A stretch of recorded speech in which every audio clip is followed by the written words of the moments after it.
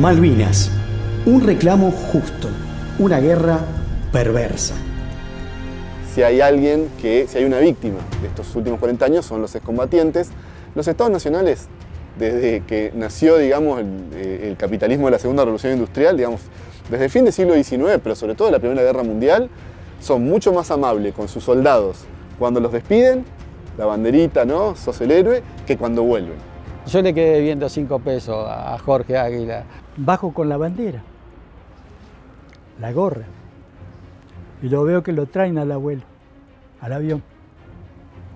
Familiares, amigos, estaba el gobernador, estaba todo el mundo. Y me hace señas que le entregue. Y yo le hablo, le digo, disculpe, abuelo, esto es lo que le dejó la patria.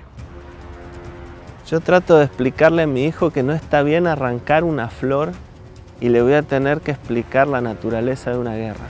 Con Mario tuvimos muy poco tiempo para vivir juntos, porque nosotros nos casamos en 1975, el 2 de mayo. Y en el 2 de mayo de 1982 es el hundimiento del crucero General Belgrano. Nosotros vivimos con una figura de desaparecido durante muchos años. De hecho, mi madre se muere en el año 2001 esperándolo. O sea, siempre estuvo esa esperanza de que el desaparecido podía aparecer. O sea, una palabra, como yo digo, que es nefasta. El conflicto bélico por la soberanía de las Islas Malvinas y del Atlántico Sur, que se inició en abril de 1982 y culminara el 14 de junio de ese año, marcó sin lugar a dudas y de manera indeleble la historia contemporánea de la sociedad argentina. Pero aquella decisión de la Junta de Gobierno que ejercía de facto el poder en nuestro país no respondió a un hecho aislado, sino que tiene una larga historia de injusticia y despojo por parte de una de las potencias colonizadoras. Historia sobre la que se construyó un noble y legítimo sentimiento de pertenencia. Fue ese mismo sentimiento uno de los cimientos sobre el cual la dictadura llevó adelante un macabro plan para defender sus propios y nefastos intereses. Pero para poner en contexto cuál fue el origen del reclamo de la soberanía de nuestro país sobre el territorio de las islas, debemos remontarnos a la primera invasión inglesa en 1763, etapa en la que la zona sur del Atlántico argentino, en aquel momento bajo el reinado español, comenzó a ser codiciado por otras potencias militares y marítimas, como Francia y Gran Bretaña. Fue así como a partir de principios del siglo XVIII, corsarios y piratas empezaron a llegar a las islas del Atlántico Sur. Estos colonos eran ingleses, franceses y holandeses, aunque estos últimos solo merodeaban por el terreno, pero iban en tránsito hacia el Pacífico, buscando también extender sus dominios territoriales. Capítulo 2. Segunda invasión inglesa a las islas, año 1765. En un contexto de continuas y sangrientas disputas entre las potencias colonizadoras, con el fin de lograr mayor expansión para obtener mayores riquezas y recursos para sus reinados, fue en 1765 cuando, siendo parte del Virreinato del Río de la Plata, bajo dominio español, las islas del Atlántico Sur fueron invadidas por Francia, que fundó un poblado en la bahía de Isla Soledad. Inglaterra, por su parte, también se dispuso a hacer pie sobre los territorios españoles del sur, por lo que el comodoro inglés John Byron llegó a la isla Trinidad el 23 de enero de 1765, desembarcó en el archipiélago con todos sus oficiales y plantó un mástil con la bandera británica. De inmediato tomó posesión de la zona, bajo el nombre de Falklands Island, fundó Puerto Egmont y recorrió parte del territorio poniendo nombres a algunas bahías y estrechos, sin reconocer la ocupación española ni la presencia francesa en las islas. El doctor en Historia y docente de la Universidad Nacional del Comahue, Fernando Casullo, nos aporta su conocimiento para abordar este conflicto que data de siglos atrás. Todas las aventuras en la Patagonia que luego van a ser así revisadas, ¿no? La presencia de Inglaterra, mismo de el rey de la Patagonia francés, todo eso es parte en realidad de ganar posiciones geopolíticas para digamos, comandar, ¿no?, los circuitos comerciales de un capitalismo naciente. Así es que se produce la llegada de, digamos, Inglaterra y su, digamos, despliegue en las Islas Malvinas a principios del siglo XIX. En ese marco, el reinado español de Carlos III tomó su acción y por medio de una cédula real incluyó al archipiélago en la jurisdicción de la Gobernación de Buenos Aires. De esta manera, los británicos reconocieron la soberanía española luego de reiterados reclamos, aunque no retiraron totalmente sus tropas, por lo cual hubo batallas armadas de las cuales España resultó vencedora. La llegada de, digamos, Inglaterra a las Islas Malvinas hay que pensarlo en un contexto de ese surgimiento, digamos, surgimiento y consolidación del mercado mundial capitalista, y en un marco donde no estaba todavía el Canal de Panamá, que es un canal artificial. O sea, a tal punto el comercio, el eje es Pacífico-Atlántico en ese siglo, que termina ese siglo armando un canal artificial, partiendo un continente en la mitad, precisamente para dar esa continuidad. Con lo cual, en las primeras décadas del siglo XIX lo que tenemos es, digamos, un eje geopolítico muy, digamos, fundamental, que es el Atlántico Sur, y las Malvinas como una suerte de espacio de vigilancia. En realidad no tenemos que pensar en una materia prima, como si se piensa ahora, bueno, posible, digamos, plataforma petrolera, en su momento fue el krill, ¿no?, ese, digamos, microorganismo, sino que claramente ahí, insisto, es el atractivo de lograr, digamos, sostener una suerte de isla de vigilancia. El capitán de navío español Ignacio de Madariaga, cumpliendo órdenes del virrey español en el Río de la Plata y navegando desde Buenos Aires, atacó al poblado británico en Puerto Egmont. Cuando llegaron a Inglaterra las noticias de la ocupación del puerto por parte de los españoles, el gobierno británico se preparó para la guerra y exigió que se reparase su honor nacional herido. España solicitó ayuda a Francia, pero esta nación se desentendió de la cuestión, aduciendo no estar preparada suficientemente como para entrar en guerra. El rey Carlos III cedió y ordenó devolver Puerto Egmont, pero dejando a salvo la soberanía española sobre las islas en una declaración expresa. En esas negociaciones, Inglaterra se comprometió a devolver las islas una vez que hubiera transcurrido un tiempo prudencial. Este acuerdo es lo que se ha llamado la promesa secreta. De esta forma, Puerto Egmont fue devuelto a Inglaterra el 16 de septiembre de 1771. A partir de esa fecha, los ingleses continuaron en ese lugar y los españoles en Puerto Soledad, mientras los diplomáticos de Carlos III reclamaban el cumplimiento de la promesa secreta. Recién, el 20 de mayo de 1774, Gran Bretaña abandonó las islas, evacuando Puerto Egmont, el cual fue destruido posteriormente por los españoles. Capítulo 3. Tercera y definitiva invasión inglesa a las islas en 1833. La codicia inglesa sobre las islas nunca desapareció, ni aún pese a los resultados de la Revolución de Mayo de 1810. España mantuvo ocupación del territorio hasta 1811. Desde entonces hasta 1820 solo fueron habitadas por un pequeño grupo de criollos que permanecieron con sus actividades luego de la retirada española. Para octubre de 1820, el gobierno patrio envió desde Buenos Aires a custodiar las islas al coronel de Marina argentino David Jewett, quien arribó el 27 de octubre de ese año, desembarcó en Puerto Soledad e izó por primera vez la bandera de las Provincias Unidas del Sur de América. Años después, el 27 de octubre de 1829, Luis Bernet es nombrado por el gobierno de Buenos Aires comandante político y militar de las islas, y en diciembre de ese año fue reemplazado por el teniente coronel de Marina José María Pinedo. El 2 de enero de 1833, pese a haber firmado en febrero de 1825 un tratado de amistad, libre comercio y navegación con las Provincias Unidas del Río de la Plata, Gran Bretaña envió al capitán de navío inglés John Oslow a tomar por la fuerza las islas. Los criollos asentados en el lugar opusieron resistencia, pese a que no tenían recursos defensivos de ningún tipo. El 3 de enero de ese año, los británicos izaron su bandera, iniciando un periodo de usurpación de este territorio argentino que se mantiene hasta hoy. Con el mismo contexto, el mismo proceso en que Inglaterra llega a las Islas Malvinas, está permitiendo que se independice Grecia de, digamos, el Imperio Otomano, cuando en realidad eso contradecía los intereses de la alianza, digamos, con la que Inglaterra había despojado del poder a Napoleón.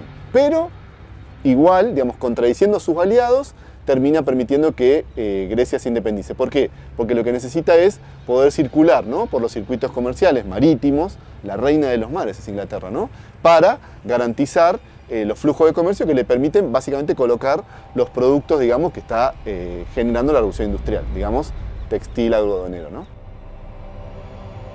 Capítulo 4. 1982. A 40 años de una guerra perversa. Además de una gran deslegitimación interna por llevar adelante la dictadura más cruenta de la historia del país, pero también por haber generado una paupérrima situación social, política y económica, desde el exterior, la comunidad internacional ya miraba al gobierno argentino con ojos muy críticos. La gestión militar ya no gozaba de la buena imagen que había tenido por parte del establishment económico hacia el inicio de su golpe perpetrado al poder en 1976.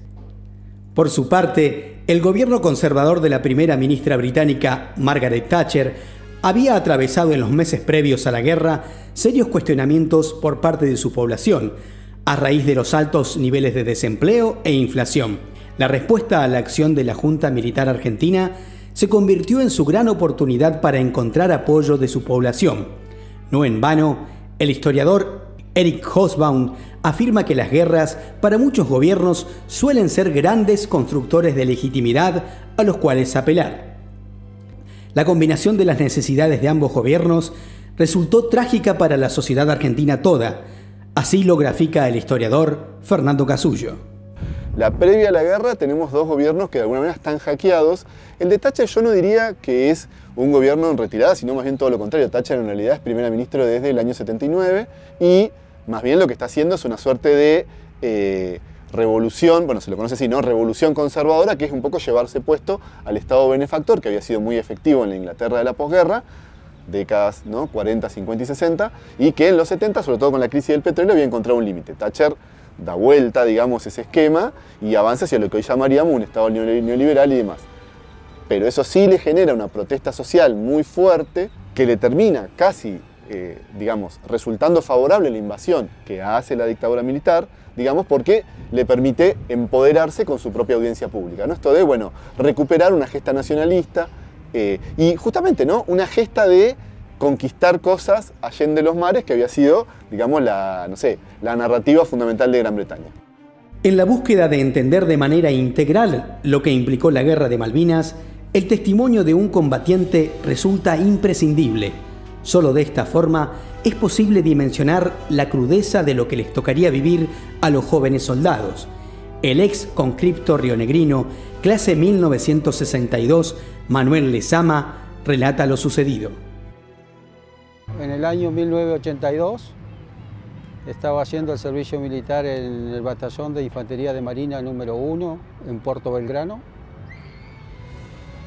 y tendría ya unos 8 meses incorporado cuando empezamos a sentir algunas cosas de lo que estaba viviendo el país en su momento, digamos. Ustedes recuerdan que había graves problemas sociales en Buenos Aires y en el mes de marzo de ese año, en los primeros días, nadie sabía nada de lo que estaba sucediendo o lo que estaba por pasar. Como el 20 de marzo más o menos, escuchamos que había un problema serio, grave en el país y que probablemente íbamos a ser llevado a una parte del sur, pero nadie sabía nada de todo esto. A raíz del conflicto histórico con Gran Bretaña por la soberanía de las islas del Atlántico Sur y en el contexto de una ya casi insostenible situación social y política, la Junta Militar Argentina, encabezada por Leopoldo Fortunato Galtieri, puso en marcha el operativo de recuperación de las Islas Malvinas. Y el 28 de marzo, por la tarde, nos traen en camión a Puerto Belgrano. En la madrugada del 29 de marzo partimos en la corbeta Guerrico con rumbo desconocido. Nadie sabía nada de lo que estaba sucediendo. Nadie nos informó nada hacia dónde íbamos. Íbamos a un lugar desconocido, a una misión secreta y aislada. Eso era todo lo que se dijo. La Operación Rosario se inició el 2 de abril de 1982 y uno de sus principales objetivos fue disimular algunas de las situaciones más graves que atravesaba el país por la acción de la dictadura. Desaparición de personas, crisis económico-social y un casi nulo crédito político eran los componentes del oscuro panorama que los líderes represores buscaban maquillar. La declaración, digamos, de guerra a Gran Bretaña es el 2 de abril.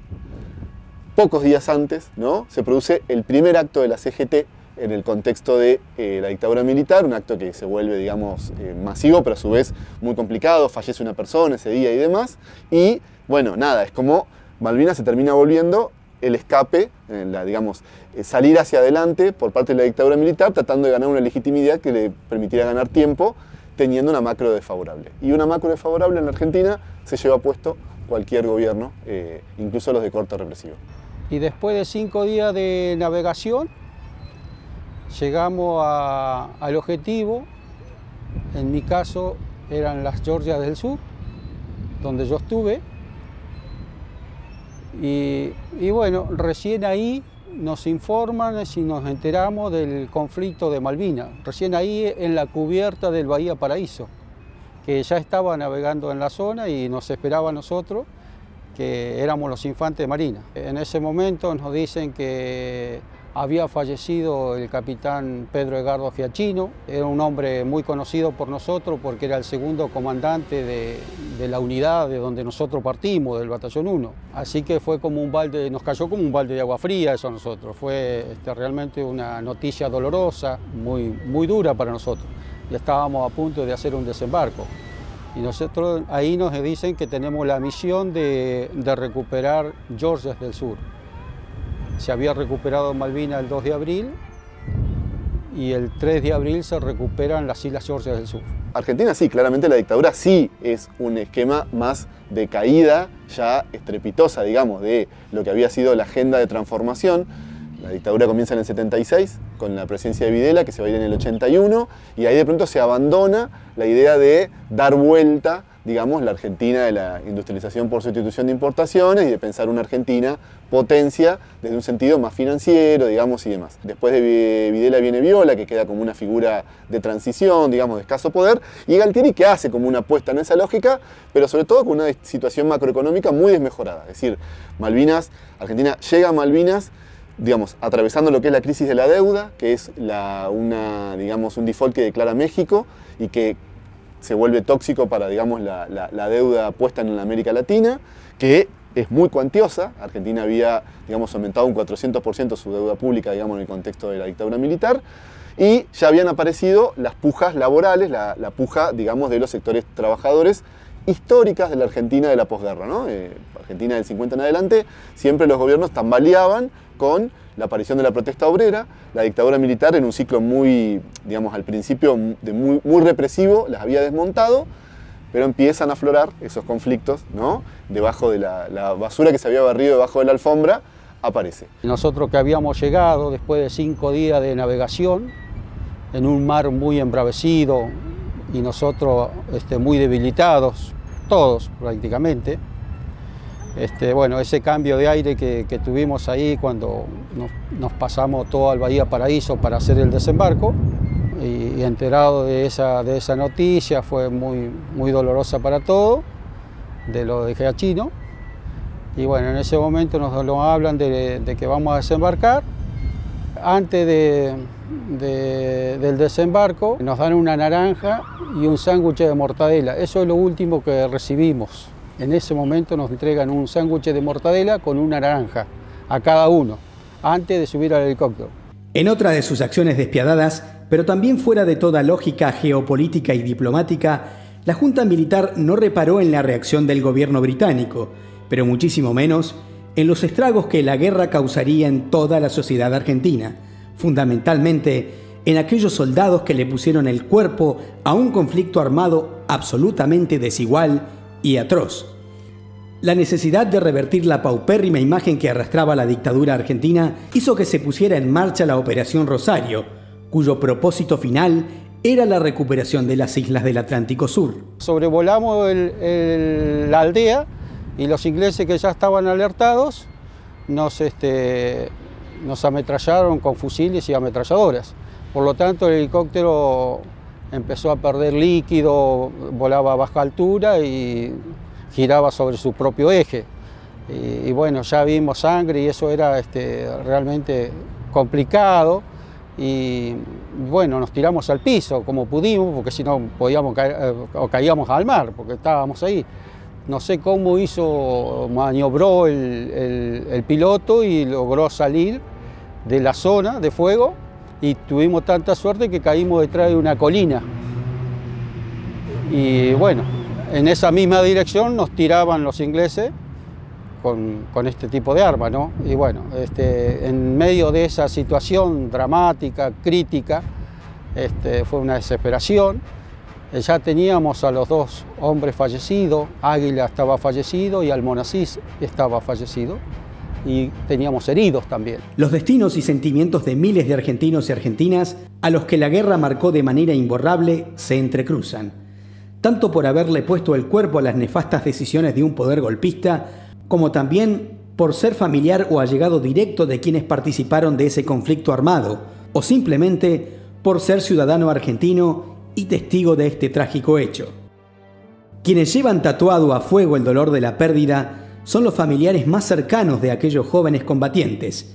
Este es el caso de Mario Flores, hijo de Mario Enrique Flores, nacido en Córdoba y caído en el hundimiento del Lara General Belgrano el 2 de mayo de 1982. Mi padre, Mario Enrique Flores, era un marino, estaba en el crucero General Belgrano como otro neuquino, Tulio Lacroix. Y bueno, nosotros vivimos aquí en Neuquén porque después de tanto andar, mi madre neuquina, después de que terminó la guerra, volvió a su terruño, ¿no? y yo con ella, lógicamente. Mario era un militar cuya actividad ya tenía como 15 años de carrera, más o menos. No conocía el Belgrano, él no era parte de la tripulación original, lo embarcaron a último momento porque necesitaban algunas personas de su especialidad, y ahí se fue. Su madre, Esther Monge, neuquina y única viuda en la provincia de un caído en la Guerra de Malvinas, también expresa sus sensaciones. Con Mario tuvimos muy poco tiempo para vivir juntos, porque nosotros nos casamos en 1975, el 2 de mayo. Y en el 2 de mayo de 1982 es el hundimiento del crucero General Belgrano. Durante esos 7 años tratamos de disfrutar, vivir,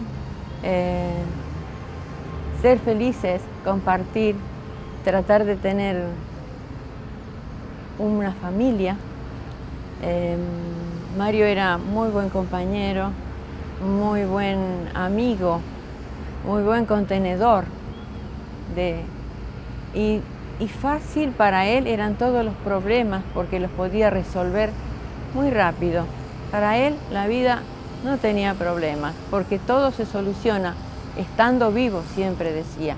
Mario Enrique, que se llama Mario, hubiese querido que para Mario Flores hijo sea otra su vida. Pero bueno, cada uno vive lo que le toca vivir. Y a nosotros tenemos esta, no la elegimos, estamos en este grupo.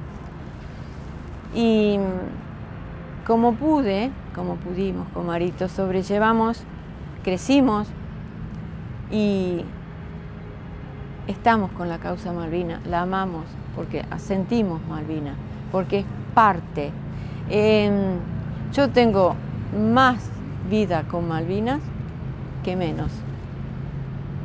Yo tenía menos años cuando murió Mario y ahora tengo 40 años de Malvinas. El primer 2 de mayo que a mí me tocó vivir como padre, me figuré algo que no se me había ocurrido nunca pensar, que es cómo habrá sido su despedida. Yo cumplo años el 13 de mayo. El Belgrano se va un 28 de abril, o sea que yo estaba a días de cumplir un año. Yo creo que ese momento debe haber sido uno de los más difíciles de su vida, sin duda, y sin que sean frases hechas. Mi mamá me cuenta poco de ese momento porque en realidad es su manera también de no evocar lo difícil de lo vivido. Pero siempre se me contó la verdad, siempre. Y siempre de acuerdo a lo que entiende un niño. Y hasta donde un niño pregunta, sin naturalizar lo aberrante de la guerra. Justo en este momento el mundo está en una guerra. Yo hoy veía como un nene cruzaba una frontera desde Ucrania, creo, a Polonia, llorando, solito, caminando. Es la sinrazón humana. Y teníamos un proyecto de vida. Cuando el bebé llegó, Mario estaba haciendo en Italia, haciendo un curso en Italia. Nosotros con el bebé, yo con el bebé viajé y le dimos la sorpresa porque fuimos a Buenos Aires y después a Ezeiza. Lo esperamos en Ezeiza, no lo esperaba él. Era una cosa, su carita no me la voy a olvidar nunca. Y el bebé como si supiera que tenía que esperar a su papá, no lloró, no gritó, nada, ni mamadera pidió. Sergio Miguel, hermano menor del piloto David Miguel, oriundo de Punta Alta, provincia de Buenos Aires, también vivió en carne propia la pérdida de alguien de su familia. Mi hermano es teniente de fragata, ascendido post-mortem. Daniel Miguel era piloto de aviación naval de la Armada. Él piloteaba un Aermacchi MB-339 de la primera escuadrilla de caza y ataque de aviación naval. Él fallece el 28 de mayo de 1982 en la batalla de Ganso Verde, una de las batallas más duras de la guerra, donde va a hacer apoyo al ejército y a la infantería de marina que estaban a pleno ahí contra los ingleses y bueno, y es derribado por un misil portátil. 40 años es una vida, ¿no? Es mucho tiempo. Si yo tengo que hoy contar todo lo que fue pasando dentro de los 40 años, sería una nota de 3 días y medio más o menos, porque las vivencias fueron muchas. Primero las dudas, esto arranca con una información de que el avión había sido derribado, que no habían visto eyección, pero que no sabían y no podían constatar si estaba muerto. Entonces, nosotros vivimos con una figura de desaparecido durante muchos años. De hecho, mi madre se muere en el año 2001 esperándolo. O sea, siempre estuvo esa esperanza de que el desaparecido podía aparecer. O sea, una palabra, como yo digo, que es nefasta. El reclamo por la soberanía de las islas parece no tener fin. A lo largo de la historia se llevaron adelante acercamientos diplomáticos que nunca prosperaron. Se sabe que en la ONU se había avanzado con los protocolos de descolonización y que era muy probable que hacia, digamos, finales del siglo XX se generara una solución con Malvinas similar a la que sucedió con Hong Kong y con China, ¿no? Bueno, pasada X cantidad de años te va a volver a al ejido de tu Estado nacional, a tu soberanía, con algún tipo de excepcionalidad.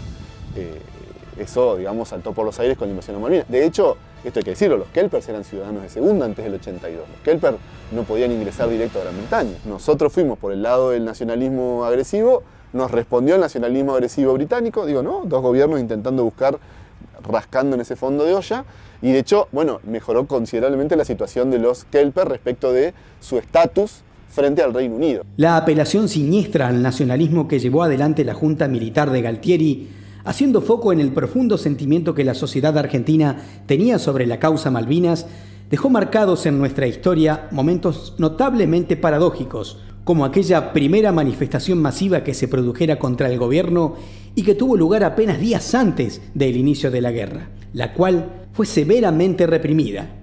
Pocos días después, una plaza de Mayo repleta vitoreaba a Galtieri cuando anunciaba la recuperación de las islas. Un proceso militar, recordemos que ya había tenido, algo muy relevante para nuestra zona, la hipótesis de conflicto con China en el 78, que no llega a ser una guerra por el laudo del cardenal Zamoré y demás, pero lo cierto es que se llegaron a disparar tiros en la frontera, argentina. particularmente en la provincia de Neuquén. En el 1979 se cumplen 100 años de la conquista del desierto y esto es recuperado por la, digamos, propia cúpula militar. O sea, hay todo un clima nacionalista que no termina de cuajar hasta que aparece la lógica de Malvinas, que no deja de ser también aprovechar, y aprovechar de manera, digamos, malvada, de manera perversa, un reclamo que era un reclamo de pronto que había sido muy legítimo en los años previos, que era el reclamo por la descolonización. Mi papá pertenecía a la aviación, entonces nosotros nos criamos arriba de los aviones. Por ahí mi viejo un domingo tenía guardia y nosotros éramos chicos que son muy diferentes de los de ahora. Hoy no dejan subir a los chicos porque por ahí te cortan un cable. Nosotros no podíamos tocar un solo botón, pero nos subíamos a un avión de la escuadrilla de mi viejo, que tenía 2 comandos, pues era un tracker, y nos pasamos 8 horas arriba del avión y volábamos, íbamos hasta Canadá más o menos. Entonces, haberse criado ahí arriba es lo que te lleva a esa vocación de decir, yo quiero volar real, o sea, quiero hacerlo esto realidad. Su vocación era mucho más marcada que la mía, de hecho él la peleó mucho más que yo. Y bueno, y lo logró recibirse lo que quería y logró hacer lo que quería, que era defender su patria, que era lo que más te marcan en la milicia. Los combatientes argentinos de un ejército compuesto en su inmensa mayoría por conscriptos de apenas 18 o 20 años de edad, que eran obligados por ley a formar parte del servicio militar, fueron presa de toda impericia y falta de escrúpulos de la Junta de Gobierno dictatorial. En este vuelo íbamos 15 personas, ¿viste? 15 soldados, a cargo del teniente de corbeta Roberto Germán Justi y el cabo Segundo Ibáñez. De este vuelo, como dije, que recibimos en pleno vuelo, recibimos disparos y fallecen ellos, también tenemos 4 heridos, ¿viste? Y bueno, Jorge iba sentado cerca mío, Almonací también, y bueno, yo estoy acá porque Dios me ha dado una oportunidad, digamos, porque me pregunto después sobre lo que me mostraron, el gráfico de cómo iba la distribución en el helicóptero, me veo que yo estaba muy al lado de ellos, digamos, y a mí no me tocó nada, ni siquiera una esquirla. Recuerdo a Jorge verle sangre en la cara, a Jorge Águila, porque estábamos muy cerca, en un helicóptero, en ese helicóptero de militar, más o menos 15 personas íbamos. A Héctor Jorge Marín, director de ceremonial y protocolo de la Casa de Gobierno del Neuquén durante aquellos días, el gobierno provincial le encomendó nada más y nada menos que la delicada tarea de ir a buscar y entregar a sus familiares el cuerpo del primer caído neuquino. En esa época militar era el gobernador, el general Trimarco, Domingo Trimarco. En esta posibilidad tan triste, que justo la guerra de Malvinas, empezamos, de acuerdo con Osvaldo Arabarco, gran amigo, con otras periodistas más, otra gente más, también a reunir con nuestra familia, con los vecinos, con los amigos, lo que pedían en ese momento, ayuda para los soldaditos que habían ido a Malvinas, enviarle algo caliente, o una frazada, o un echarpe, o un guante. Bueno, estábamos en ese menester. Cuando sucede, lamentablemente, no sabíamos, no teníamos ni idea del soldadito Águila, Jorge Águila. Tengo entendido que fue el primer fusilamiento, porque otra cosa no se puede llamar, de los ingleses. Con sobradas muestras de heroísmo, quienes lucharon en las islas dieron una enorme batalla y se aferraron a la esperanza de poder derrotar a una potencia militar con la que no tenían ningún tipo de equivalencias. Entonces el jefe, que en este caso era el teniente Germán Justi, ordena en su momento sacar a los fallecidos y refugiar a los heridos. Eso se hizo, todo esto era una situación de nerviosismo muy complicado. El campo donde habíamos caído era en la orilla opuesta, es decir, enfrente de los ingleses habíamos caído nosotros, porque hay como una caleta, como una bahía así, y a unos 1000 metros de ellos habíamos caído nosotros. Cuando caímos ahí me ordena Justi, que era el jefe, me dice: Lezama, tome mi larga vista y trate de llegar a la altura para ver de dónde nos están tirando. En ese momento recuerdo que salía una bruma del mar y costaba un poco la visión. Entonces yo hice capté la orden, me despliegué hacia la altura, hasta la colina, y observé la isla y vi de dónde salían más o menos el fuego, porque por los proyectiles trasantes uno se da cuenta de dónde te están tirando, sobre los caseríos. Había un techo grande, color verde, como punto de referencia lo tomé, y abajo una plaza. Sobre la playa estaban digamos, las trincheras de ellos, o el lugar de donde estaban tirándonos. Le aviso al jefe que se venga urgente, que ya lo tenía localizado, entonces le doy el punto de referencia del lugar y me pide la ametralladora, porque yo era apuntador de la MAC, me pide la ametralladora y empieza a abrir fuego y yo empiezo a tirar con su FAL. Y la corbeta Guerrico, que se había ingresado mucho sobre la caleta, y en ese momento se le habían trabado los cañones, por lo tanto no podía disparar y recibió mucho fuego. Ahí también en esa dotación hubieron heridos y baja, porque se le trabaron los cañones y no pudo disparar. No entendíamos por qué la corbeta no disparaba. Entonces en ese momento las corbetas se empiezan a replegar, digamos, trata de salir de la zona, y era por todo el fuego que estaba recibiendo. Y bueno, y a cierta distancia se pudo destrabar o no sé qué hicieron, y esos 2 cañonazos que largó, más todo el fuego que teníamos nosotros y con el combate que se estaba haciendo en la zona, logramos que al poco tiempo ellos saquen bandera blanca, arrojaron humo blanco y se rinden. Empezamos a ver bandera por todos los lugares, bandera blanca, y era señal de rendición, digamos. Se rindieron 22 Royal Marines. Nosotros tomamos 22 hombres ahí en Georgias. Eso fue en los primeros días de entre el 3, el 6, más o menos, de esa fecha. Pasado unos días, después me enteré que habían hecho una reunión, la comandancia militar en ese entonces, con los ministros civiles y Cámara de Comercio.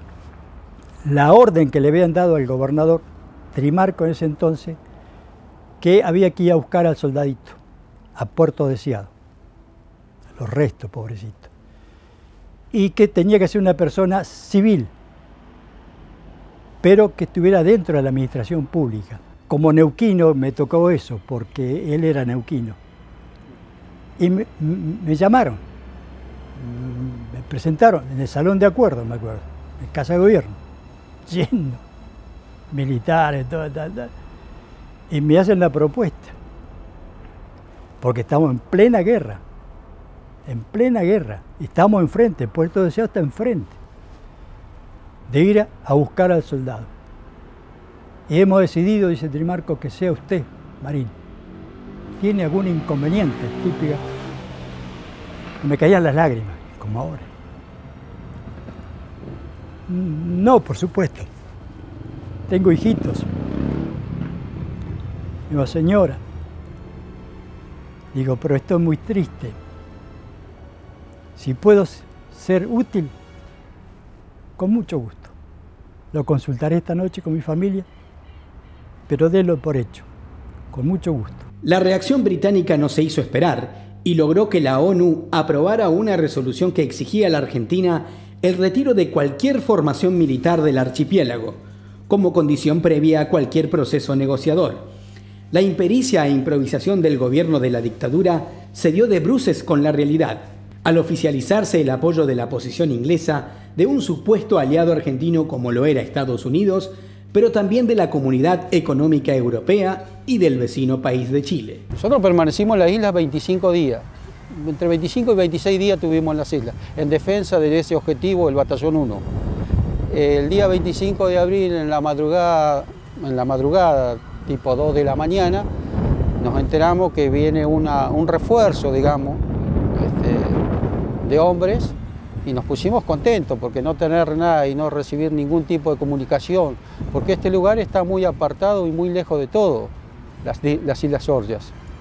Es decir, no te pueden abastecer ni marítimo ni aéreo, porque Estamos hablando de una distancia, para darte un punto de referencia, de la base naval de Puerto Belgrano, de donde partimos, unos 3.000 kilómetros, y a unos 1.100, 1.200 kilómetros de Malvinas.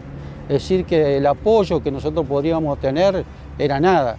Prácticamente nos mandaron al muere, digamos. Las posibilidades eran muy pocas, él lo sabía, de hecho se despide de todos, porque él sabía que no iba a volver.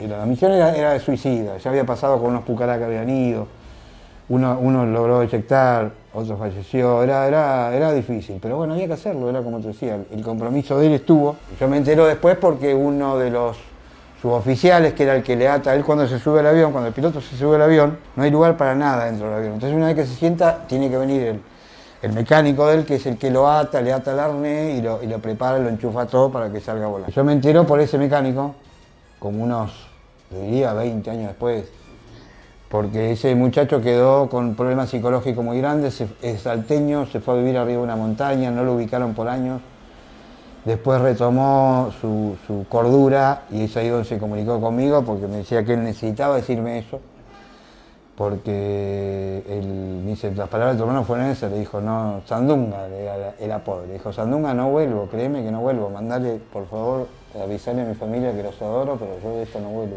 Una mención aparte merece la información que recibía la ciudadanía argentina sobre lo que sucedía en combate, ya que fuera de toda verdad, la mayoría de los medios de comunicación reproducían el relato oficial de ir ganando la guerra, y que los soldados que allí se debatían con la muerte estaban en las mejores condiciones para afrontarla. Dolorosamente, la verdad caería por su propio peso. Como dije, el día 25 de abril entra el submarino Santa Fe, después de 25 días nosotros permanecer en la isla, nos pusimos sumamente contentos porque que nos venga el refuerzo. Este submarino nos trajo algo de medicina, algo de alimentación, y iban a quedar más o menos unos 30 hombres, comando ellos, todos militares, o sea, para refuerzo nuestro, para refuerzo de la isla. Esta maniobra, como te dije, era tipo 2 de la mañana, se hizo en una lancha rápida que nosotros teníamos ahí, y trasladamos todo, hicimos todo el transbordo de la mercadería, de todo esto que mencioné. Y el submarino Santa Fe tenía que irse rápidamente antes del amanecer de ese mismo día. Así que tipo 4, antes de aclararse, el submarino parte de nuevo para otro lugar de la Argentina. Después de todo eso habrán pasado unas 2 horas, 3 horas, sentimos una explosión muy fuerte, a la cual nos impactó, nos llamó mucho la atención y empezamos, bueno, a alertarnos. Y de pronto miramos hacia la bahía y veo que el submarino Santa Fe viene a toda velocidad hacia el puerto, hacia donde nosotros estábamos, que defendíamos Puerto Griviken. Viene hacia el puerto, seguido por 2 helicópteros ingleses que le lanzaban misiles y fuego de ametralladora, ¿me entendés? Y le picaban cerca y nosotros gritábamos, ojalá no le pegue, ojalá no le pegue. Y bueno, cuando se acerca el submarino al lugar donde nosotros estábamos, tratamos nosotros de disparar para alejar a los helicópteros que lo atacaban. El submarino alcanza a llegar al muelle, logra llegar al muelle y desembarca a sus hombres y tratamos de resistir. Estoy hablando del 25 de abril, ¿no? Que fuimos atacados. Ahí se arma el conflicto, ahí ya empieza la guerra, digamos, porque lo primero que atacan es a Georgia del Sur. Entonces defendimos, habrá habido un combate de unas 5 horas, 6, y también dieron la orden, hubo un tiempo de mucho silencio, después de un combate que se hizo, fuerte, pero nos dimos cuenta que estábamos siendo superados tanto en hombres como en armas, porque veíamos buques por todos lados y helicópteros que iban y venían, y habían bombardeado una parte que no entendíamos por qué bombardeaban la parte donde habíamos caído nosotros primero, esa parte la estaban bombardeando, y después iban el helicóptero y desembarcaban. Claro, desembarcaban sus hombres, es decir, que habían hecho limpieza de terreno primero, ¿viste? Para desembarcar y después llegar a atacar por la noche, que para ellos era mucho mejor por la tecnología que ellos tenían. Ellos tenían visores nocturnos, nosotros no. Es decir, la guerra para ellos era mucho más mucho más clara para, digamos, de noche que de día. Seguramente a la noche de ese 25 de abril iban a arrasar, con nosotros iban a realmente, nos superaron en todo. Así que, bueno, dan la orden de rendición tipo 5 de la tarde, 6, nos rendimos. Nos dicen que tenemos que entregar las armas y fue un momento muy triste, doloroso, porque sabés lo que es rendirse, ver bajar tu bandera, es muy fuerte todo eso, ¿viste? Nos toman prisioneros y a partir de ese día, el 26 de abril, ya somos prisioneros de los ingleses en un buque Tide Spring y estuvimos 18 días prisioneros de guerra navegando cerca del África. Nos llevan a la isla de Ascensión, que es una base británica norteamericana que está más cerca a Malvinas. Él tenía 24, yo 20, nos llevábamos 4. Único hermano, siempre fue mi guía, siempre fue mi amigo, mi tutor, mi todo. Yo lo seguía, mi ejemplo era él. Entonces el agujero fue muy grande. De hecho yo tuve problemas psicológicos, dejé las carreras que estaba haciendo, estaba en tercera ingeniería, fue bravo, fue complicado. Es complicado todavía, es un tema que ronda la cabeza y se complica, al ser humano lo complica, al menos a mí. Y un día 2 de mayo, un de Belgrano, para cuando mi hijo cumplió 1 año, ya tenía un papá de héroe. O sea, así siguió la vida. Pero nosotros siempre esperando porque estaba la posibilidad y la esperanza que nos decían que habían sobrevivientes, que los habían rescatado, y bueno, y quizás yo me aferré a eso. En un contexto absolutamente desfavorable y por estar en completa inferioridad con las fuerzas inglesas, la grandeza y la valentía de los soldados argentinos no fueron suficientes para evitar la rendición. El 14 de junio de 1982, el general Mario Benjamín Menéndez, comandante de las tropas argentinas, se rindió ante la comandancia británica, cuando sus hombres estaban siendo desbordados en todos los frentes por la ofensiva enemiga. Los 63 días que transcurrieron desde la recuperación de las Islas Malvinas consumieron innumerables gestiones diplomáticas y mediaciones de buena voluntad que intentaron desmontar el conflicto bélico, sin lograr conmover a una cúpula militar que conducía el gobierno de facto.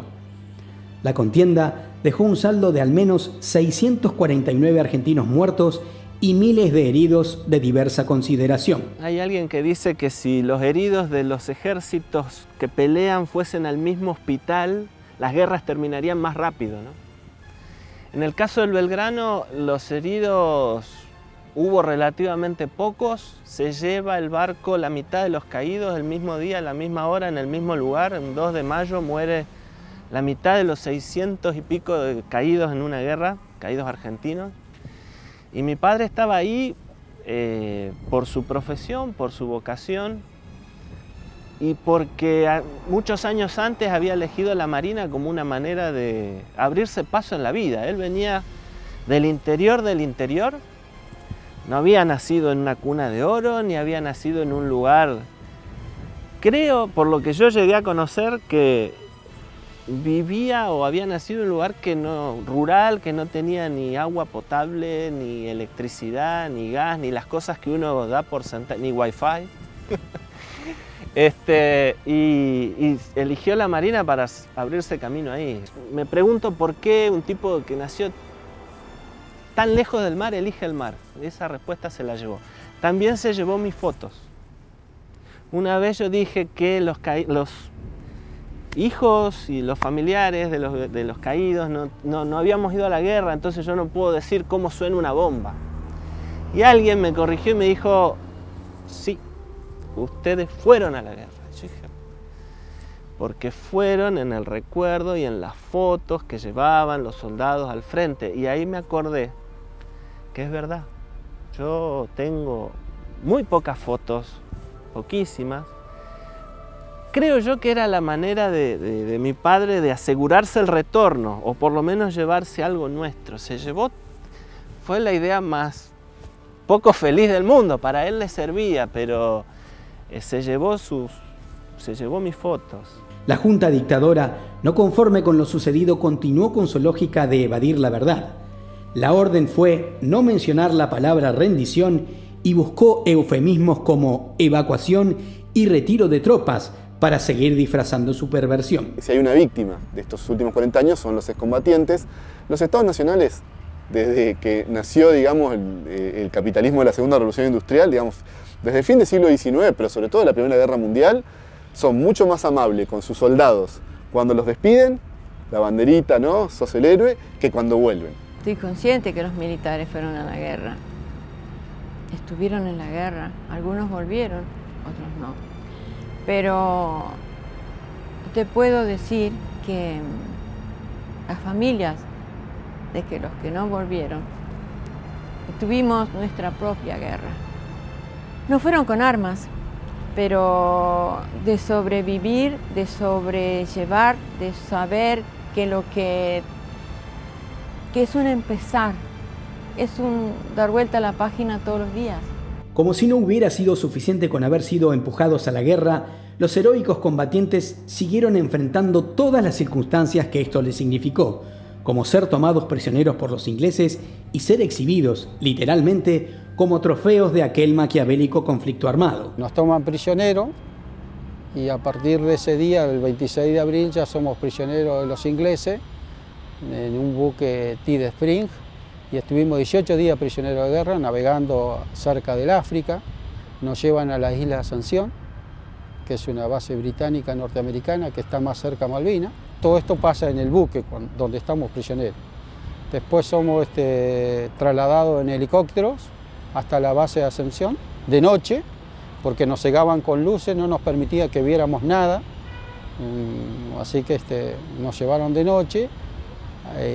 Ahí nos filmaba la BBC de Londres y muchos reporteros gráficos nos cegaban con las luces de ahí, digamos, con reflectores, y hasta que nos llevaron al avión de color rojo y blanco, un DC-10, y nos tomaban una fotografía a cada uno y con un número, y después recién nos hacían subir al avión. Nos hablan por parlante, dice la azafata, dice: soy la azafata del vuelo, bienvenidos, y a partir de este momento quedan libres, vamos a ir a su país, los vamos a llevar a su país. Fue una alegría tremenda, un abrazo, una sonrisa, llanto, un montón de cosas nos pasaban por la cabeza. Y entonces sobrevolamos Río de Janeiro, Brasil, llegamos al Uruguay. En el Uruguay ya nos estaban esperando unos micros que nos trasladaban a Puerto Carrasco, y ahí en Puerto Carrasco había otro buque argentino y una delegación de argentinos que nos esperaba, y nos reciben y nos traen por el Río de la Plata a Puerto Buenos Aires. Llegamos el 15 de mayo a Buenos Aires. Y ya ahí nos recibe mucha gente en el puerto, gritando, vivándonos por todo lo que habíamos vivido. Es decir, el pueblo nos alentaba mucho. Así que salimos todos a cubierta, escuchamos toda esa euforia de nuestro pueblo, y después de toda esa alegría que tuvimos de recibimiento, los submarinistas que iban a Mar del Plata, y nosotros los conscritos, en su mayoría, de Infantería de Marina, que íbamos a Puerto Belgrano. Después de 2 días o 3, no recuerdo, estando ahí en el batallón, ya me dan licencia y ahí aparezco yo en mi pueblo, porque nunca le había comentado esto a mi familia. Yo nunca se lo había dicho que estaba allá, por todo el aislamiento y falta de comunicación que teníamos. Digamos, antes de partir no pudimos hablar con nuestra familia, porque nos aislaron de todo. Nos cortaron todo tipo de comunicación, ¿viste? Volver a mi pueblo, claro, yo llego a mi pueblo en mayo, casi, no sé, como el 20 de mayo llego a mi pueblo, y por supuesto nadie sabía nada de esto. Llego a la casa, toco la puerta, me recibe mi madre, mi padre. Fue una alegría tremenda, un llanto. Yo me largué todo ahí porque le dije de dónde venía, que venía de la guerra, que había estado prisionero de guerra. Y bueno, ya después se entera el pueblo. Mi pueblo es un pueblo chico, Así que nos enteramos todos y bueno, vinieron a mi casa, me hicieron un recibimiento, me invitaron a un club con un montón de gente que quería escucharme, que quería que yo le dijera dónde había participado. Y bueno, fue una gran alegría, una gran emoción de parte de mi pueblo. Resulta paradójico que ser tomados prisioneros por los ingleses les significara el comienzo del fin de aquella pesadilla de la cual algunos lograron despertar. Otros cedieron ante el tormento, terminando con su propia vida, y miles la siguen padeciendo 40 años después. Después de 2 días o 3, no recuerdo, estando ahí en el batallón, ya me dan licencia y ahí aparezco yo en mi pueblo porque nunca le había comentado esto a mi familia. Yo nunca se lo había dicho que estaba allá por todo el aislamiento y falta de comunicación que teníamos. Digamos, antes de partir no pudimos hablar con nuestra familia porque nos aislaron de todo.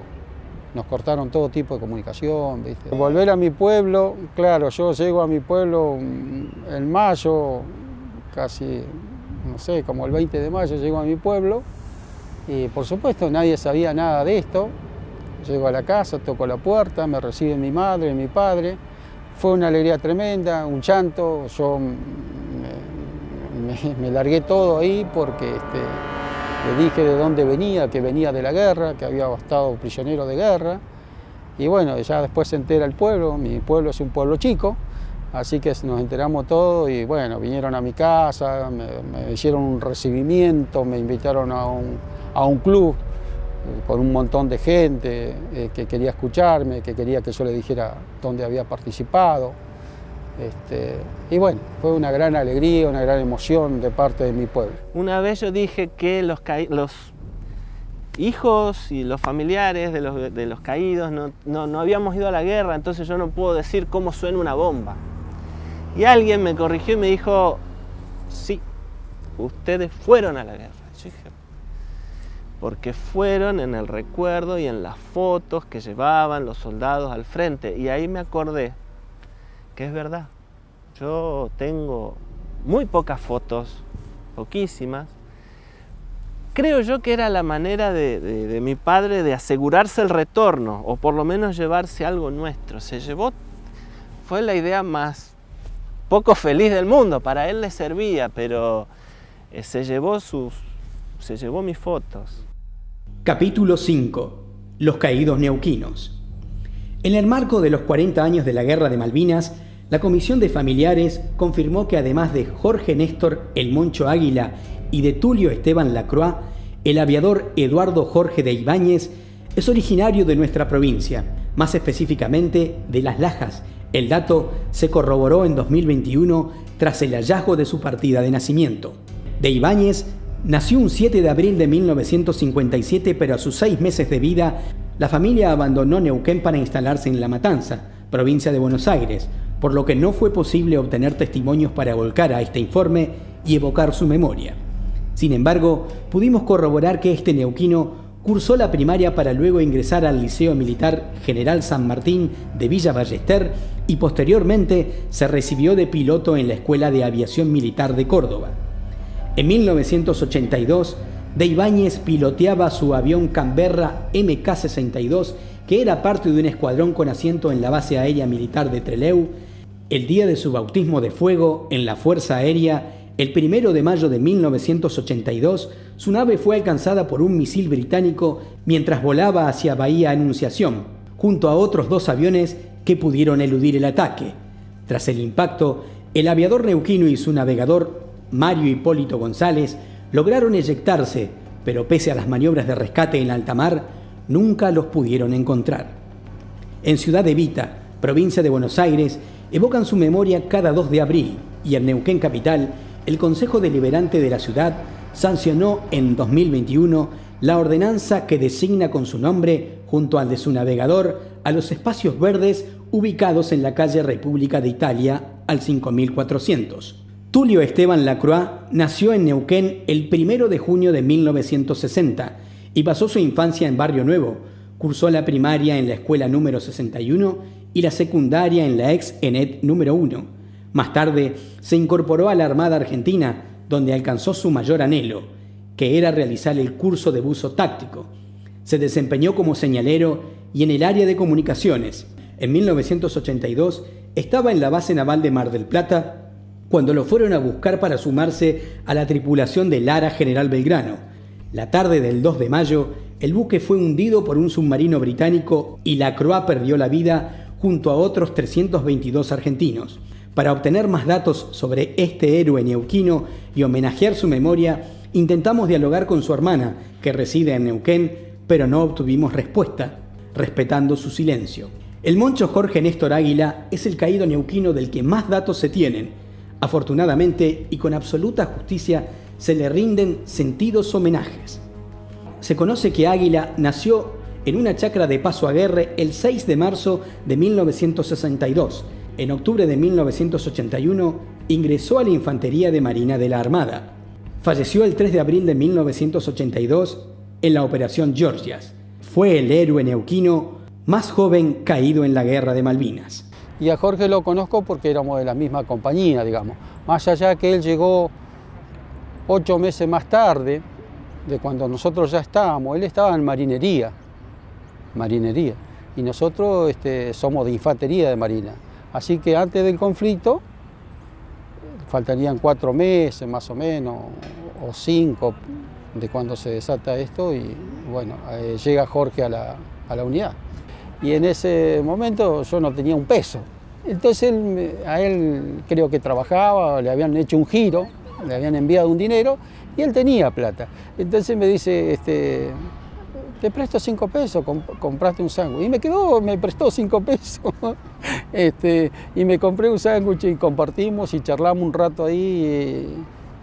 No nos imaginábamos, nadie imaginaba todo lo que iba a pasar, lo que iba a ocurrir. Así que yo le quedé debiendo 5 pesos a Jorge Águila. Jorge Águila era un joven argentino como la mayoría, que cuando cumplía los 18 años había una ley que te sorteaban por el número de documento y había un compromiso de hacer el servicio militar para prepararse para defender a la patria. Hubo muchas generaciones de argentinos que fueron parte de eso, de la conscripción nacional, y a la generación nuestra, clase 62, clase 63, los que fueron convocados para la defensa de la soberanía. Sin saber, ¿sí?, el compromiso, como tuvimos todos los argentinos, le tocó prometer lo que dice nuestro himno nacional argentino: defender la patria hasta perder la vida. Ese mismo día, 3 de abril, se trajo al continente a los fallecidos y a los prisioneros de guerra, a los 22 británicos, Boina Verde, que estuvieron acá en el continente, en la base naval de Puerto Belgrano. Aterrizamos, se vinieron todos los comandantes. Para esto, en vez de contarles, yo llevaba la foto de Jorge Águila y una documentación. Cuando allá llego, me presento, soy, y la documentación mía, la documentación que yo llevaba, que me habían entregado, y la foto. De manera tal que el comandante, no recuerdo en este momento, me dice, me va a tener que acompañar al puerto. Allí, en la bodega del barco, están los cuerpos, los primeros. Me va a tener que... La verdad me temblaban las piernas, pero yo por mi sentimiento, por mi neuquino, por mi vecino, comprovinciano, fue. Lo triste era cuando abrieron con el cierre, no sé, el estuche, y vi los 2 cuerpos al lado.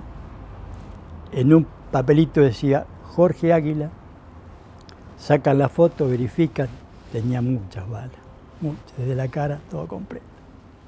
Sí, correcto, lo cierran, dice, lo meten en un cajón, salimos de la bodega del barco, lo meten en una curuña, en una camioneta, para llevarlo al aeropuerto para trasladarlo en el avión. Hasta ahí muy triste. Pero más triste fue cuando viene el comandante, me entrega la bandera y la gorra.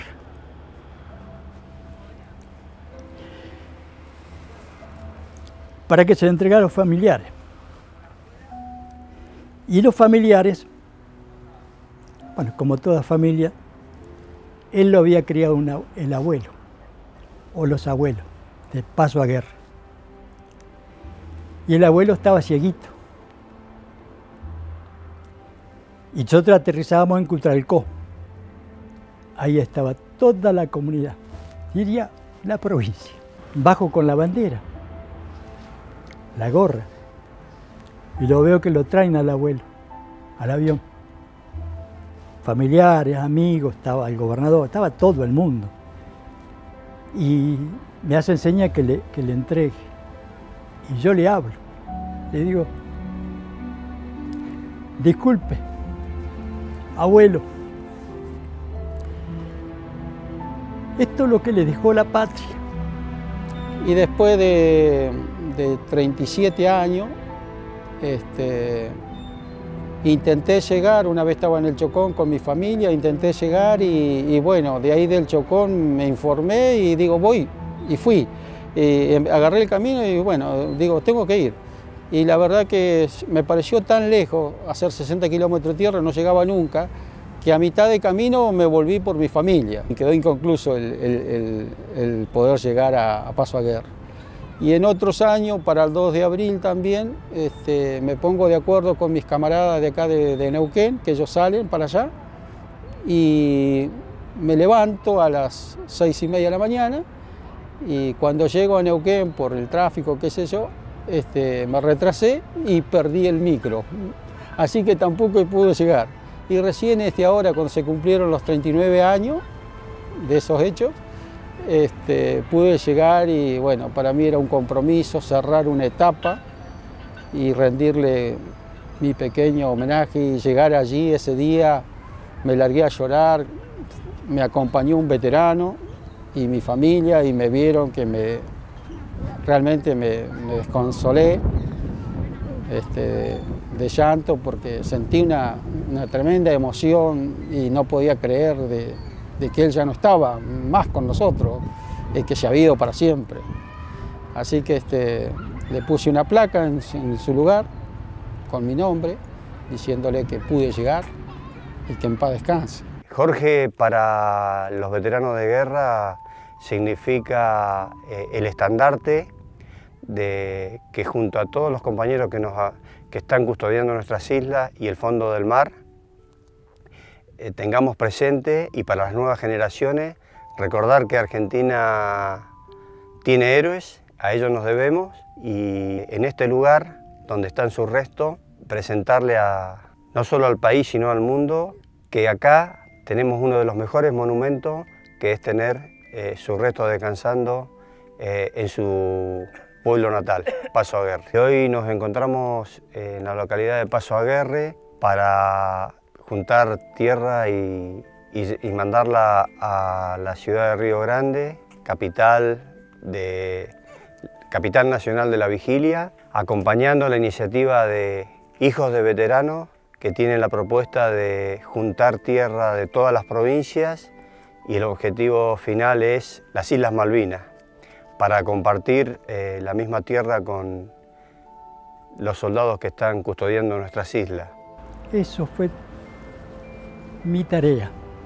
Hay más cosas, pero eso fue la profundidad, esa fue la realidad, lo que me tocó a mí como argentino. Yo dejo todo el resto de los militares, que se hicieron bien, no me interesa, me interesaba ese momento, esa situación con nuestro neuquino que colaboró para ver si recuperábamos nuestras Malvinas, que son argentinas y serán siempre argentinas, y las vamos a recuperar.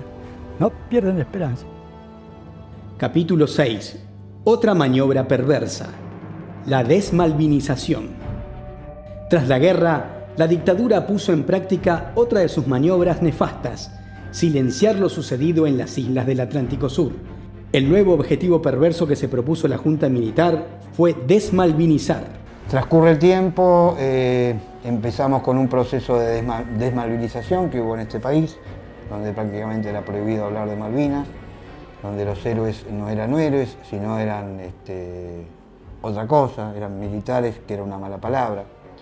Gracias a Dios eso se pudo ir cambiando con el tiempo, costó muchísimo, los veteranos trabajaron muchísimo, por eso desde la Comisión de Familiares también se trabajó para reivindicar un poco eso y cambiar un poco la figura, porque acá hubo gente que entregó la vida por la patria y no era un chiste, era realidad. Los argentinos fuimos muy injustos con los caídos y a través de ellos con los veteranos, con los familiares.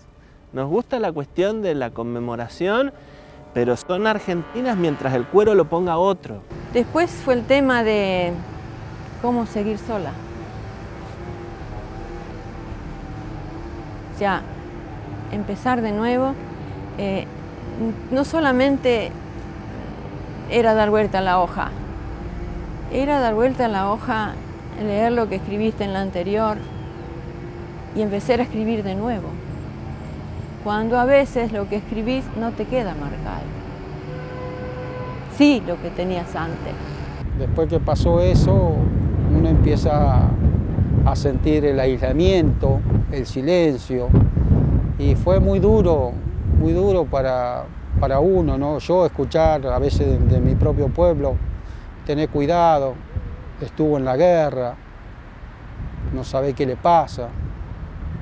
Y uno empieza a aislarse, ¿no? Te empiezan a prejuzgar y empezás a quedarte solo. Yo la verdad que estuve mucho tiempo aislado, no quería juntarme con nadie.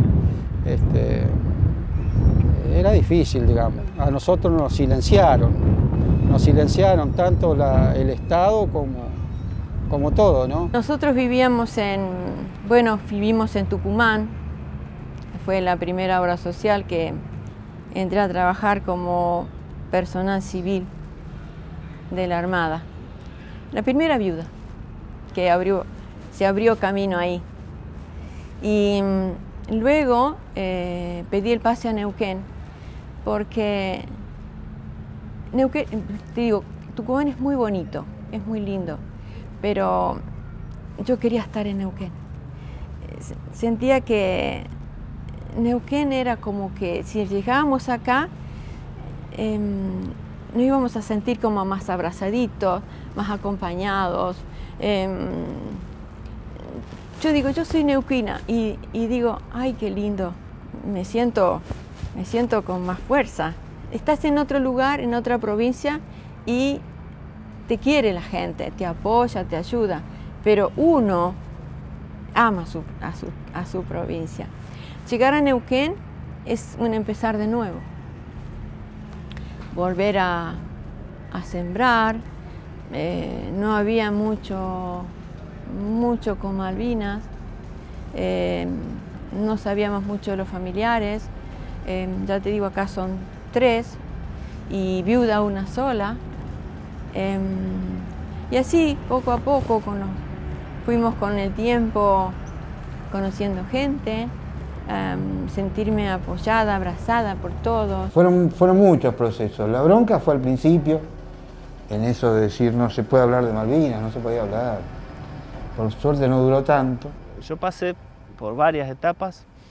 En la que recuerdo al principio tiene que ver con la adolescencia y con el comienzo de una búsqueda personal para explorar más de lo que se me había contado y tener mis propias respuestas, que eso es lo que yo siempre invito a la gente, a que no crean que las Malvinas son argentinas por sacar una bandera, ir a un acto el 2 de abril, que lo hagan, pero que busquen sus propias respuestas también en todo esto, porque no hay peor cosa que repetir esas frases de memoria sin saber mucho del tema. Entonces el tapar todo eso también como familiares obviamente te duele, porque decís, ¿fue en vano haberlo hecho o no? Entonces después cuando viene esa ninguneada de la desmalvinización es lo que te duele, porque decís, ¿para qué se la jugó, no? Yo sé que para él no, porque es para lo que él se entrenó y era su vocación y era su pasión. En una sociedad que hace 40 años no era tan inclusiva, era más difícil que ahora. Ahora tenemos la posibilidad de juntarnos más las mujeres, de pedir con más derechos, a pedir más derechos y a ser reconocidas, porque la misma sociedad patriarcal así estaba. Nosotros tenemos que cambiar. No fue fácil. En principio yo me enojaba mucho por cierta esquizofrenia, ¿no? Digamos, uno es familiar de, merece cierto reconocimiento, la foto, medallas, un mapa de un lugar de las Islas Malvinas que tiene el nombre de mi padre, pero después nosotros teníamos necesidades concretas, necesidades que tienen que ver con la cuestión de lo que las leyes decían, ¿no? Te corresponde tal pensión, te corresponde tal ayuda para terminar la escuela, y no pasaba nada, digamos, o sea, era una cuestión más ceremonial que real. Pero con el tiempo las cosas fueron cambiando. Y ese enojo yo noté que a mí me enfermaba, no me hacía muy bien. Entonces dije, bueno, perfecto, algo hay que hacer con toda esta mochila que me tocó. A veces cuando me vuelve ese estado de enojo digo, bueno, yo regalaría este triste motivo por el cual soy célebre. Por suerte, todo eso fue cambiando. Hay gente todavía que me cruzo, que sigue en la misma tesitura o que cree que lo mío es un acto por mi padre y ya está. Después de 10 años, digamos, mancomunadamente, los mismos veteranos empezamos a ganar la calle y tratar de juntarnos, de haber transitado cada uno como pudo, hacer grupo y empezar a reclamar esto, ¿no? A reclamar el reconocimiento. Lo que nosotros queríamos era que nos devuelvan la salud, porque cada uno de nosotros tenía un trauma, tenía un problema. Quedan estas cosas, son inolvidables, te marcan para siempre. Es algo muy duro, ¿viste? Que no lo querés vivir dos veces, ¿viste? Es un trauma ver fallecidos, ver griterío, todo una historia. Decir Malvinas era estar, ser posible discriminado, digamos. Por suerte las cosas han cambiado, cosas faltan todavía, pero de a poquito vamos transitando y llegando a estos 40 años, ¿no? Y dan vueltas tan rápido las hojas que no te das cuenta que lo que hiciste en 40 años. Y nosotros en estos 40 años hemos tratado de dejar siempre la imagen de Mario. Porque Mario es un héroe. Dio su vida, se entregó todo, como hay tantos otros. Tantas mamás, papás, hermanos. Son tantas historias, tantas vidas, tantos amaneceres diferentes. Afortunadamente, los combatientes junto a los familiares de los caídos y la conciencia de gran parte de la sociedad argentina dieron la batalla necesaria para vencer esa nefasta maniobra de los represores, dando lugar a la más grande victoria ciudadana, la democracia. Capítulo 7. La conciencia sobre Malvinas. El advenimiento de la democracia, la acción de los excombatientes, de los familiares de los caídos y de la sociedad argentina toda, que se dispuso a discutir la causa Malvinas como uno de los temas más sentidos de nuestra historia reciente, fue, es y seguirá siendo determinante para que las generaciones más jóvenes puedan conocer a ciencia cierta lo ocurrido. Malvinas está siempre con nosotros, ¿viste? Malvinas siempre cualquier cosa nos trae recuerdo, un día nublado, un día con neblina, un día frío. Es lindo cuando te dicen, hola Esther, ¿cómo estás? No porque en otro lado no te lo digan, te lo dicen y con mucho amor también, sino porque digo, ay, qué lindo, estoy acá y todos compartimos lo que es Malvinas, los veo en los desfiles, los veo en los actos. Es muy lindo sentirte acompañada como por tu par. Lo primero que se me vino a la mente cuando me formulabas la pregunta era una anécdota. Escuela 121, quinto grado, avenida Perito Moreno, esquina Chubut. Ya no está más ahí la escuela, pero cuando nos enseñan geografía, la maestra de quinto grado, señorita Norma, nos dice a todos los nenes, y en las Malvinas pinten la bandera inglesa. Bueno, yo cuando terminó esto, me acerqué a la señorita y le dije, señorita, yo tenía 10 años, yo creo que las Malvinas no son inglesas, son argentinas, mi papá murió ahí, me dio vuelta y me fui al recreo, porque lo más importante era jugar a la pelota y ese tipo de cosas. La maestra estalló en llanto y yo nunca me enteré por qué, no lo entendía.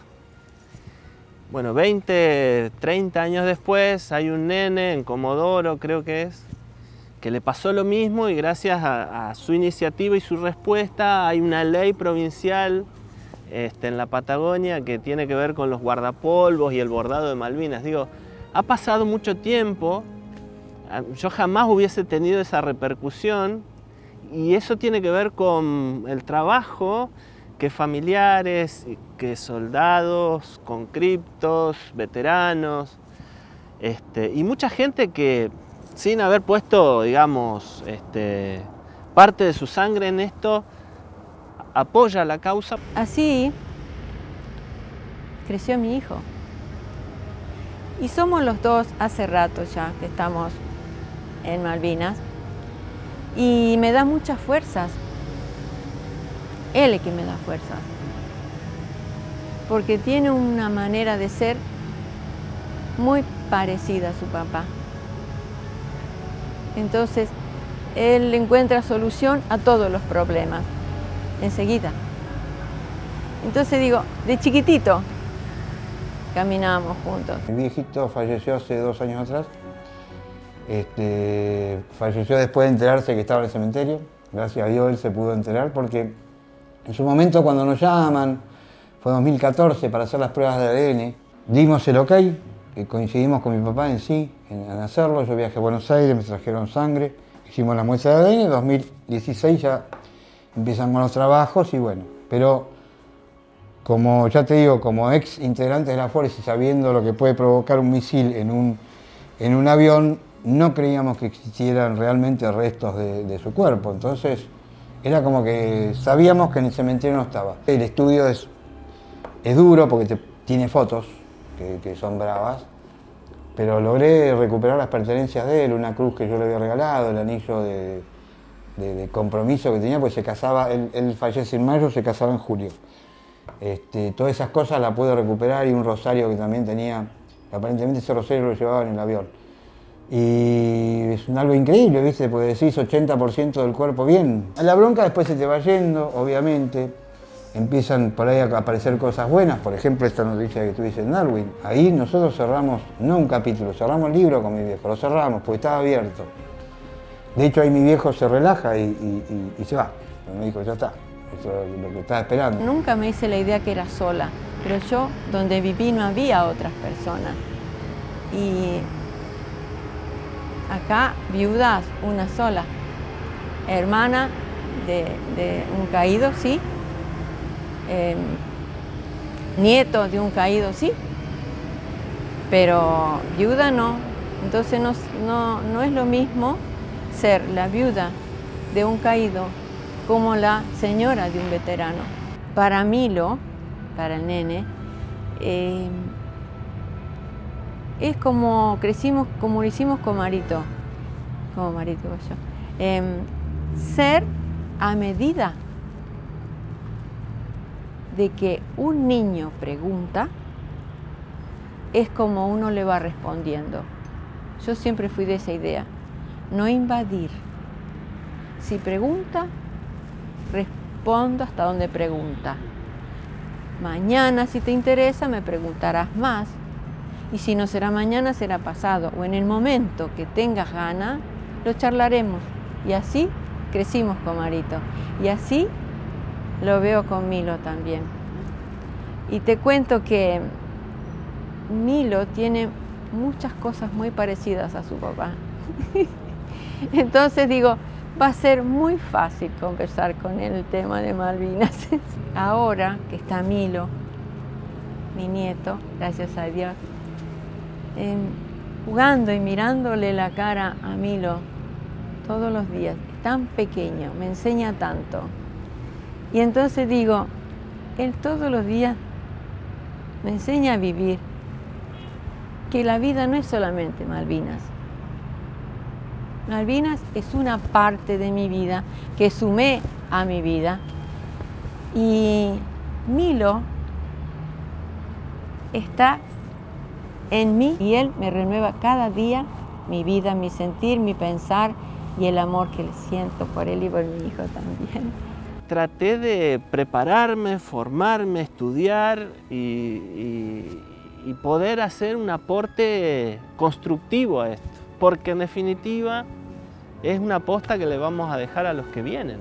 Yo trato de explicarle a mi hijo que no está bien arrancar una flor y le voy a tener que explicar la naturaleza de una guerra.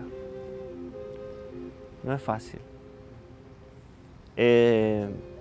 Pero creo que tuve buena escuela. Esta historia se tiene que contar porque nosotros somos el legado de una causa nacional y tenemos la responsabilidad histórica de contarla, digamos, para que esto se conozca de primeras personas. La idea es que los héroes tengan su lugar, su reconocimiento, que no lo tienen, la realidad es que no lo tienen. Yo siempre digo, a mí me encanta Bocchini, cómo jugaba, pero Bocchini tiene una calle en Avellaneda.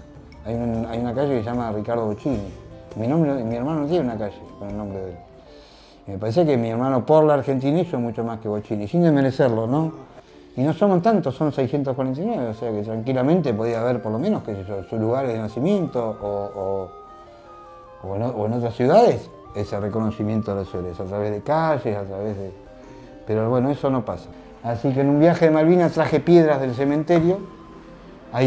Plotier tiene 8 veteranos de guerra, así que en lo que es la piedra fundacional se metió una caja con 8 piedras representando cada uno de esos veteranos, que está a 3 metros bajo tierra, y después se hizo el monumento con la placa que se cambió, porque cuando se hizo el reconocimiento nosotros hicimos un viaje a Malvinas, ya directamente a la tumba donde estaba mi hermano, que también una vivencia increíble, unas emociones, a veces me dicen describirlo, le digo, no sé cuántas sensaciones tiene el cuerpo humano, ¿no? Tristeza, dolor, alegría, bronca, todas juntas en 10 segundos, calor, frío, transpirar, una cosa que no sabés lo que está pasando, bravísima, pero reconfortante. Y ahí se cambió la placa. Durante 14 años se tuvo una placa que decía, soldado argentino solo conocido por Dios. Sacamos esa y pusimos la que dice Daniel Enrique Miguel. Y esa placa es la que trajimos. Gracias a la Comisión de Familiares de Malvinas se pudo hacer la donación a la Municipalidad de Plotier para que esté en resguardo esa placa, y con esa placa se hizo el monumento. Hoy, a 40 años de la gesta, seguimos manteniendo viva la llama de Malvinas para las futuras generaciones y dejar plasmado en todo el continente nacional nuestra lucha, que la lucha nuestra es recordar a los verdaderos héroes.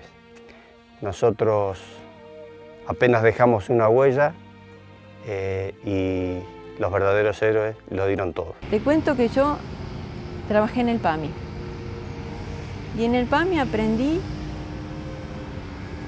que no solamente podés abrir un expediente y sacar un beneficio para un afiliado, sino también abrís un expediente y estás abriendo una vida,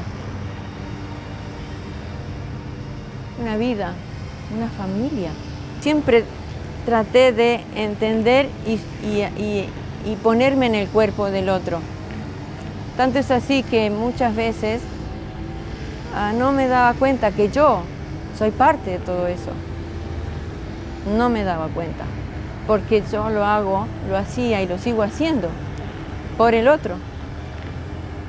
Pero a la vez, cuando miro, digo, si lo haces por vos también, porque vos madurás, creces, Y sabés que haciendo esto, no es que te aferraste a que Mario quedó en el Belgrano.